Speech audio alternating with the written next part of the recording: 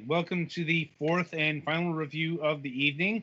Pac-Man Championship Edition 2. A bit of an odd one at first glance, since this game is a couple years old, and not something that's been provided. No, technically this is a free game at time of recording. Hmm. I think it's still free till the 5th? Um, I'm looking at the Steam page, and this is free until May 10th at 1 Oh. p.m. with some restrictions, at least on Steam. Mm. Yes, the reason why Pac-Man Championship Edition 2 is free at this particular moment in time is because of the coronavirus. This is Bandai Namco's way of keeping it inside.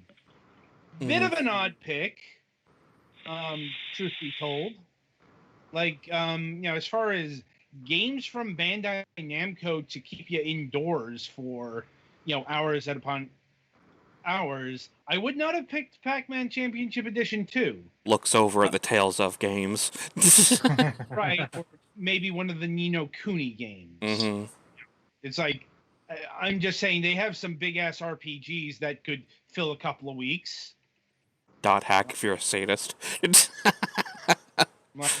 Dot Hacks, GU did get re-released. We reviewed that. Yes. Specifically, you reviewed that.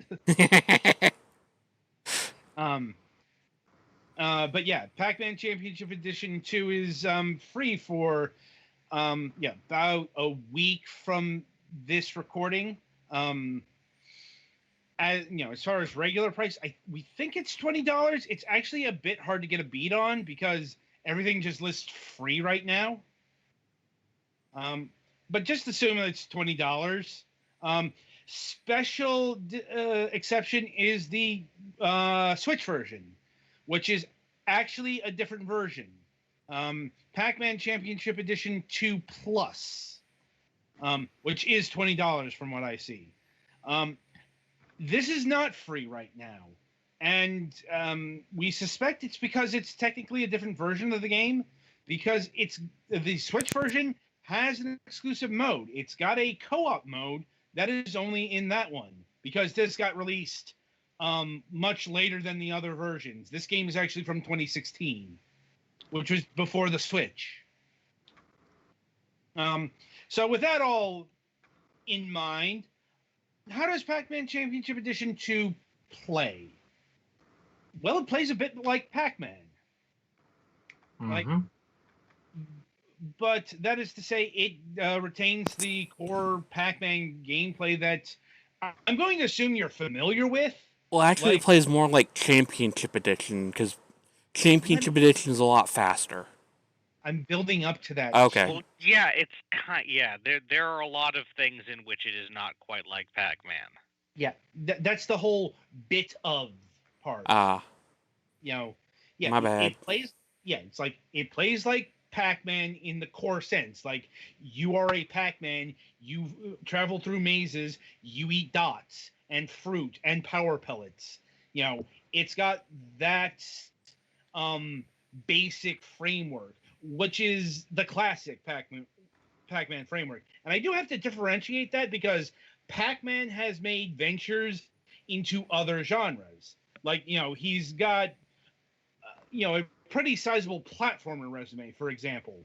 The Pac-Man World games and Not saying they're good, but they exist. Some of them aren't bad. Yeah, I'm like, some of them are Pac-Man and the Ghostly Adventures. We don't talk about that one.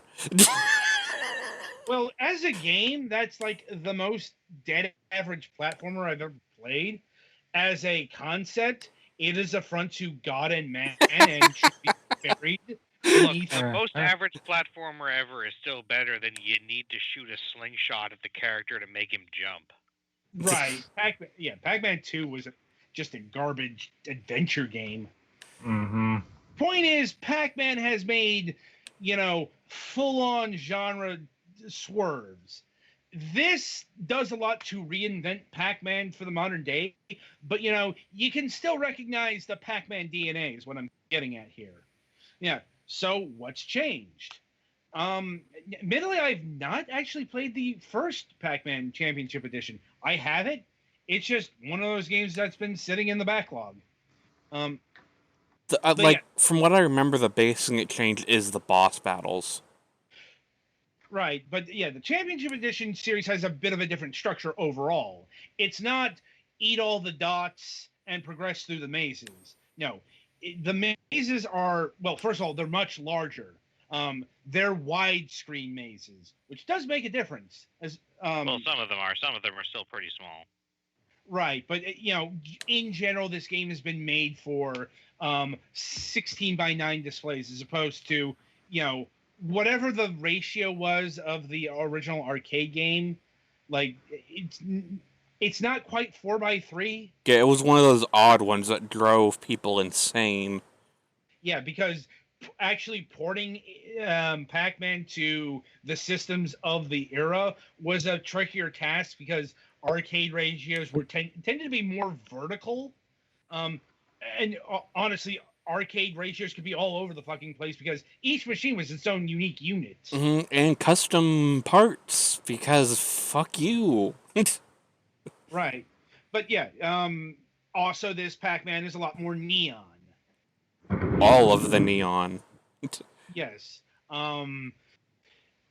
It's it's not the worst in terms of neon overload I've seen, but it's there.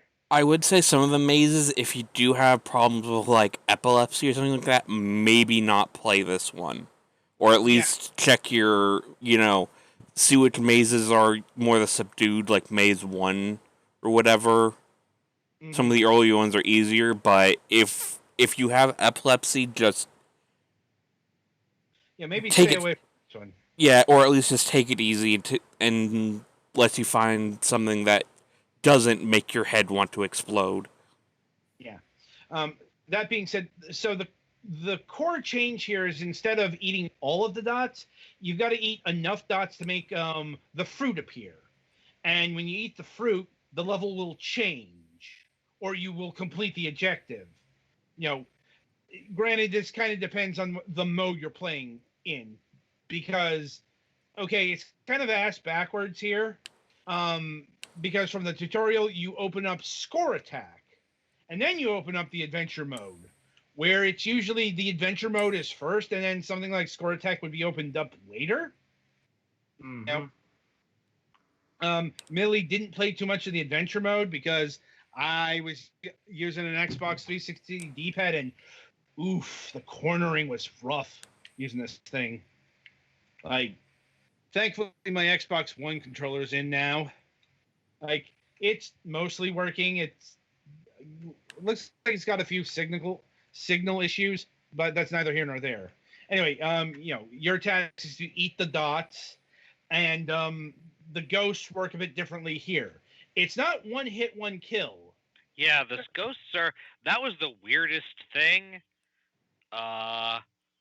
Was that the ghosts are pretty much harmless most of the time, and in fact, a significant amount of your gameplay is waking up ghost silhouettes so that they go join the big ghosts, so that they make really long chains of ghosts that again are mostly harmless. You can bump into a ghost any number of times in like as long as there's a good gap between. You have to bump into them 3 times in pretty quick succession for them to actually turn dangerous, and when they turn dangerous, they hop up and land somewhere else on the board nearby.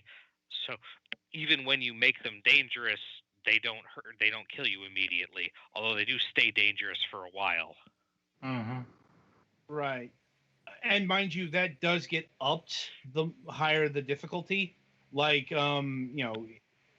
the harder levels will have 2 or 1 touch, but it's still basically, like, unless it's a boss battle, it's not 1 touch, 1 kill. It's during the bosses where they're aggro all the time and a bigger threat. Even then, they're not aggro all the time. They only get aggro when the boss shows up. them. Yeah. Yeah. Yeah, the bosses themselves are kind of weird because they don't really do much. Now, there's more of the uber obstacle you got to get through. Yeah. Um, and yeah, the way it works out, like adventure mode, you have to do like a specific task or get through a level in a certain amount of time. Like, and each level has its own timer. Here we're seeing score attack mode, in which you have 5 minutes to get as much score as you can. And there are many different level variations. Like there's like spiral and jumper, and dungeon that all have their particular spins. Mm-hmm. And even like the championship edition one levels show up. Mm-hmm. Mm-hmm. But and you know you know that is the core gameplay there. Mm-hmm. Now, Mm-hmm. once again, it's you know once you get past all of the fancy accoutrements, it's Pac-Man. Yep, there are leaderboards and so on and so forth. Yeah. It's like the other big gameplay adjustment is the bomb jump. Mm-hmm. Like, Well, and the cornering, because you can right. now drift. Yeah. Like I said, Drift how? Basically, you need to be holding on to the brake when you're swinging around the corner. Yeah, you have to hit the direction before you turn, and you have to get the sparks to show. Mm-hmm. That was fucking hard with. I never did anything like that, or It should be in the whatever. tutorial if you did Yeah. that. There is a tutorial level where it teaches you that exact thing. That I didn't get that part. Yeah. Hmm. And cornering is really important when you get to the super fruit, and the super pellets, because those are goodies that run away from you. Yep. And in order to get them, you gotta be faster. Well, you don't have to. Well, yeah, in the I mean, race, you are actually faster than them. right? But also, the tutorial did point this out that, like the ghosts, the runaway power-ups do not turn around. So if you get them in a particular spot, you can corner them. right. And as far as the ghosts work, the ghost trains here, when you hit a power pellet, they're on rails. Like, you see the blue parts there? Those are the rails that they are on. And that factors into how quickly you can catch the ghost. Mm-hmm. The music is a bit strange. Not in terms of like composition, because it's techno, it's class, like some of it is Pac-Man music done techno style, or I guess EDM is what they're calling it these days. But the thing is, the tracks are kind of short, at least for the score attack, because there was not a score attack level where the track lasted the entire 5 minutes. Mm-hmm. Like, it would play for about 3 minutes, and then the last minute 30 was in silence outside of the sound effects. That's specifically awful. I think that might be a bug with the PC version because they looped perfectly on PS4. Yeah, I didn't notice that on the PC version, but I was also not good enough. Well, score attack only goes 5 minutes, right? Yeah, that's what I'm saying. It doesn't cover the whole 5 minutes because that bug there apparently. Because that was weirding me out. Because I'm like, okay, the music's not playing the whole way through. I knew that couldn't be right. That just, but I've also heard that the PC version is a bit crap. Yeah, it doesn't have a windowed mode. Yeah. That's why I'm playing the PS4 version. Yeah, the PC version was it was. I mean, it's still not a bad game, but that was very frustrating to me. Mm-hmm. Right. As far as the Switch co-op mode goes, couldn't tell you. I didn't even know it. Is it also free on the Switch? Nope. No, No. Okay, yeah. Yeah. I'm like, Otherwise, I probably would have gotten it on the Switch instead of on Steam. yeah, no, it's $20 on Switch, and yeah, this game is $20 usually. Well, so we the think. question- yeah, it's not going to be more than the Switch version that came out later and has more content. Mm-hmm. Like, if anything, it would be less, like 15. 15 or 10, yeah. Yeah. I know it goes on sale often, too, on Steam, so... You know, as far as a recommendation, as a free game, sure. Like, honestly, this is a pretty damn good free game. Mm-hmm. You know, as a $20 paid game, maybe not the PC version. Mm-hmm. Like, Yeah. consoles, I think I could give a recommend. The PC port is a bit too jank for me to say, yeah, that's worth the $20. Yeah. What about you guys?